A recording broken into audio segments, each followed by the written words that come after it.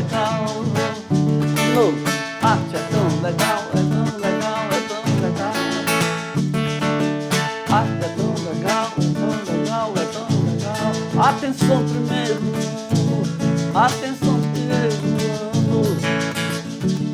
Agora é a nossa revisão. É a nossa revisão. Atenção primeiro ano, depois tem avaliação. Atenção primeiro ano, depois tem avaliação. Ah, é tão legal, é tão legal, é tão legal. Ah, é tão legal, tão legal, é tão legal.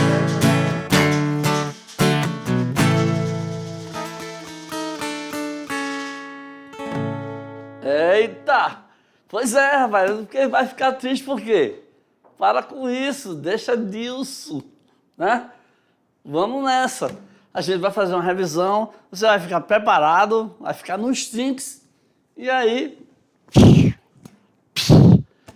vai fazer vai arrasar na avaliação. Bora lá? Vamos jogar lá para a tela, porque a gente não tem, com a gente não tem esse negócio de tigela, é prato cheio. É nós. Tá? E sem delongas, vamos começar, tá? Porque a gente vai revisar a aula 37, aula 39, aula 41, aula 44 e aula 45. É só os assuntos mais fáceis, né? Só o que tá... Ó, aula 37, século 18 e 19. Lembra? Eu falei. Arte brasileira, parte 1, aí vem vanguardas artísticas, que é isso, europeias. Aí vem o modernismo brasileiro, e alguns artistas aí que, né? Vamos começar logo, porque deixa de mimimi, vamos deixar de bababá, de kikiki, de papapá. E vamos começar aqui na aula 37, onde a gente lembrou aqui o neoclassicismo e o romantismo. Opa, o que foi? O que há? Vem para aqui e vem para cá. Calma aí. Calma aí que a gente vai se ajeitar. Porque estamos começando aqui este babado forte. O neoclassicismo e o romantismo, né? Você sabe quando a pessoa fala assim, fulano, você é muito romântico, né? São aquelas pessoas que são muito sonhadoras, aquelas pessoas que, né? Você vai ver pelas características do movimento romântico, né? Que tinham pessoas assim, exageradas, entendeu? O cara era capaz de se lascar todinho por causa da mulher. E a mulher também, viu o Romeu e Julieta, né? Um pensou que o outro estava morto, se matou. Aí o outro, quando viu, se matou também do outro lado. É muito telezeiro, um negócio desse. Vamos voltar lá? Bora. Vamos lá. Volta que a gente vai rodar aqui a parada. Ó, o neoclassicismo, tá? Vamos ver com bem calminho aqui para a gente ficar dominando isso aqui de uma vez por todas. Foi o estilo dominante na arte ocidental do século XVIII até aproximadamente, olha aqui, ó, o iniciozinho lá do outro século, não é isso? Até 1830. Tá sabendo, né, como é que funciona aí? Século XVIII até o século XIX. Vamos lá. O movimento buscava reviver o espírito das grandes civilizações da Grécia e da Roma antiga, e também buscava reagir ao hedonismo e à frivolidade do movimento rococó. Eita, vice, botaram para lascar no rococó agora. Olha o que estão falando aí do movimento rococó. Estão dizendo que é um movimento hedonista e frívolo. Deixa eu falar aqui para vocês, rapidão aí, sobre esse negócio de hedonismo, tá bom? O hedonismo é a busca do prazer. A pessoa só se ligava em, entendeu? Nos prazeres do mundo, os prazeres mundanos. Mundano, essa é para você, tá? Os prazeres do mundo. Gente, a pessoa só queria saber de festa, de orgia, bababá, bebê, entendeu? Você dedicava a sua vida a isso aí. E a frivolidade, aquelas pessoas só pensam em besteira, entendeu? O cara que só dá o valor ao carro dele, aquele Fusca, nada, entendeu, professor? Isso é para você também. Você, né, que tem aquele amor exagerado por aquele seu Fusca, né, de 1900 não sei o quê, né? Você sabe o que é. Então, eram esses dois tipos de características que estavam presentes no movimento rococó. Aí os caras não perdoam, não. Viram lá, ó, estão aí dizendo aí que esse outro movimento aí, o neoclassicismo, buscava sair fora dessa parada aí, né? Vamos voltar lá. A gente vê mais uma coisa aí nesse nosso quadro aqui, ó, que é o seguinte: a principal fonte de inspiração para os neoclassicistas vinha das narrativas literárias e históricas. Então, os neoclassicistas buscaram fazer uma coisa diferente com essa outra ideia aí, com essa outra base, tá bom? Aí, ó, com isso aí a gente dá uma pincelada bem geralzona aqui no neoclassicismo. Vamos para o romantismo, vamos ver aí. Olha só, o romantismo, né, foi o período em que ele dominou, foi o início do século XIX, tá bom? O que estava acontecendo? Nesse momento histórico, estavam acontecendo diversas mudanças políticas, sociais e culturais que tinham ligação com os acontecimentos do fim do século XVIII. Então, na passagem de um para o outro, aconteceu o seguinte: o que aconteceu? Os caras fizeram umas descobertas aí bem importantes, né? Criaram as máquinas, e aí teve a Revolução Industrial. Nessa Revolução Industrial, que teve a criação de máquinas, solução de problemas técnicos de produção, né? O povo demorava demais, a gente adoecia, tinha umas peças que saíam com defeito, não sei o quê. Aí mudanças significativas, como a divisão do trabalho, né? Em vez de uma pessoa só ficar ali cheia de um monte de coisa para fazer, eles começaram a dividir mais para poder ver se saía mais rápido. E aí, por conta disso, uma pessoa fazendo a mesma coisa, só aquela mesma coisa o tempo todinho, ela fica especializada em fazer aquilo. Especializada em botar só a cela. Entendeu? Tem aquela pessoa especializada só em apertar parafuso. Foi daí que veio a ideia do nosso Chaplin de fazer o Tempos Modernos, aquele filme lá dele, que diz que mostra uma pessoa ficando doidinha, sonhando e apertando o parafuso, ficando doido da vida. Né? Não é verdade? É isso. Deixa disso, para com isso. Agora vamos para aqui, para outro momento aqui, tá? A gente já passou aí pela primeira aula, vamos ver aqui a segunda aula, que é a aula 39, onde a gente vai revisar aqui alguns assuntos da arte brasileira. Parte 1. O que aconteceu? Nós falamos para vocês, falo nós, né, mas eu aqui estava ministrando, sobre as artes indígenas e as artes afro-brasileiras, né, que vem da mistura da influência africana aqui. Aí fala também, aproveita aqui e fala também um pouquinho sobre você conhecer melhor o barroco e sua, vamos dizer assim, seu braço direito, sua extensão aí, que é o rococó, tá bom? Então vamos lá, vamos ver aqui. As artes indígenas e afro-brasileiras têm uma pegada aí tradicional e também uma visão contemporânea. E o que acontece com o barroco e o rococó? É uma mistura, é uma arte que tem um pé na religião e quando chega assim para o lado do rococó, aí vem para a parte de ornamentação, tá? Porque essas duas ideias aí é o que predomina e faz com que esses movimentos aí tenham o seu destaque. Nas artes indígenas, nós mostramos aqui esse quadro aqui, né, onde o pintor, o autor, ele mostra a sua visão da chegada dos portugueses ao Brasil. Como foi os índios tudo curiosos lá, e eles também do outro lado, e a pessoa está aqui numa posição que quase, vamos dizer assim, meio que lateral, vendo tudo isso acontecer, certo? Quem foi? Foi o Oscar Pereira da Silva, em 1922, isso aqui ele fez esse quadro aí, né?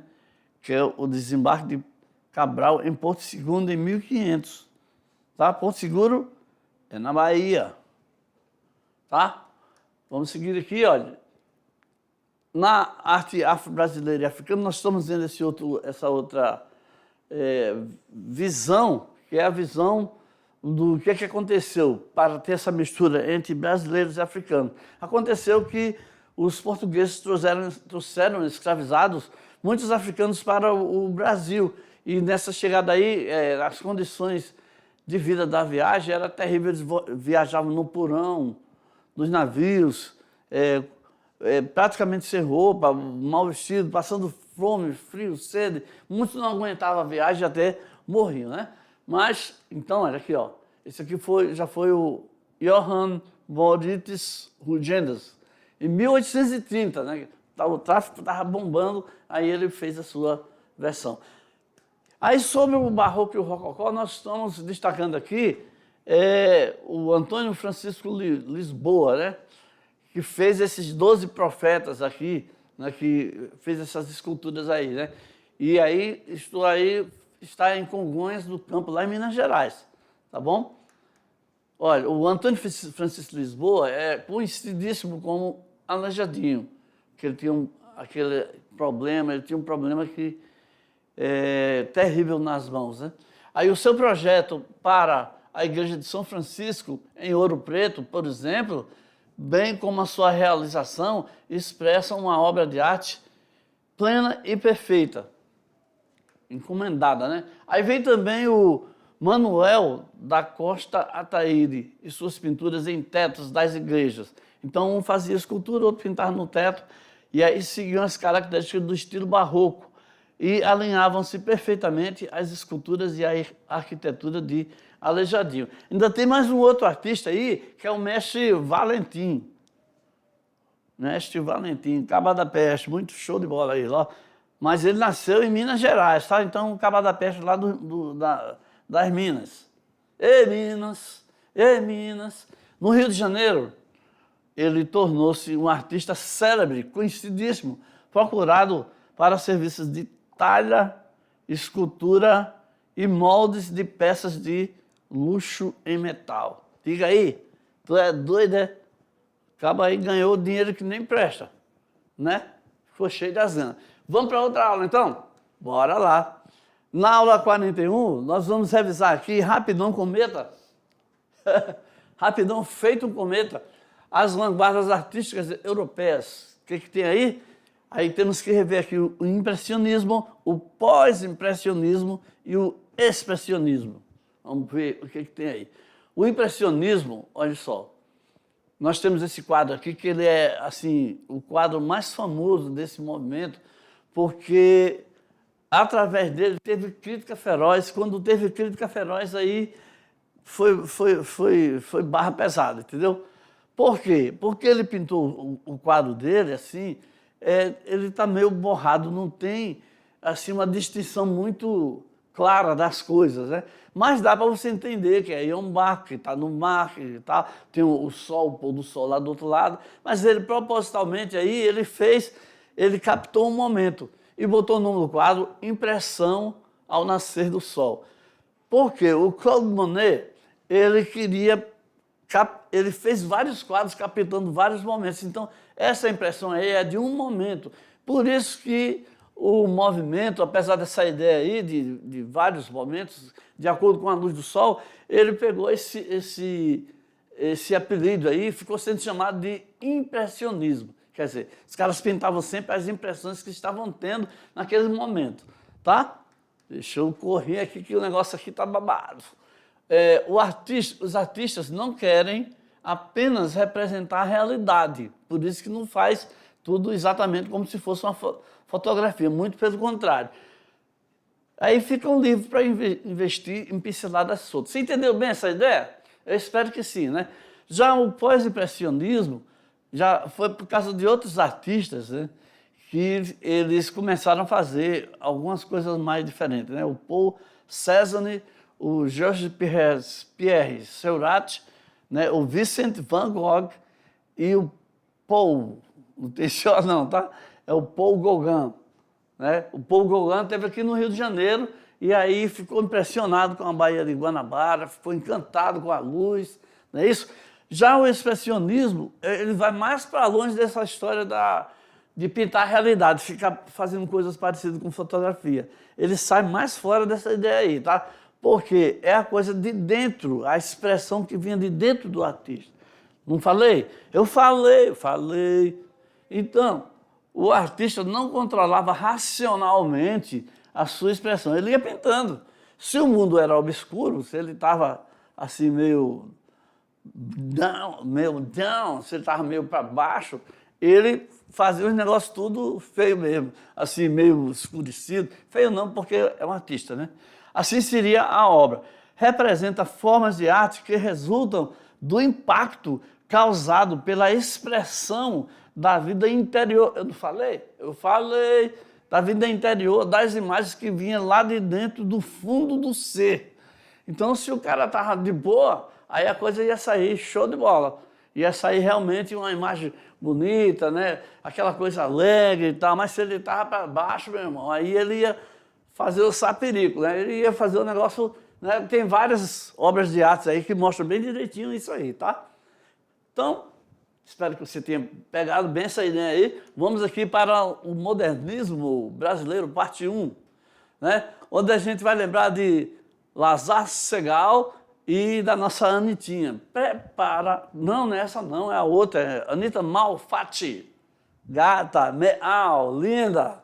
Olha só. O que aconteceu? Primeiro foi a exposição de Lazar Segal em 1913. Depois teve uma exposição de Anita Malfatti em 1917. Alguns falam de um jeito, tem uma confusão com essas datas às vezes, mas oficialmente está aqui e oficialmente está aqui.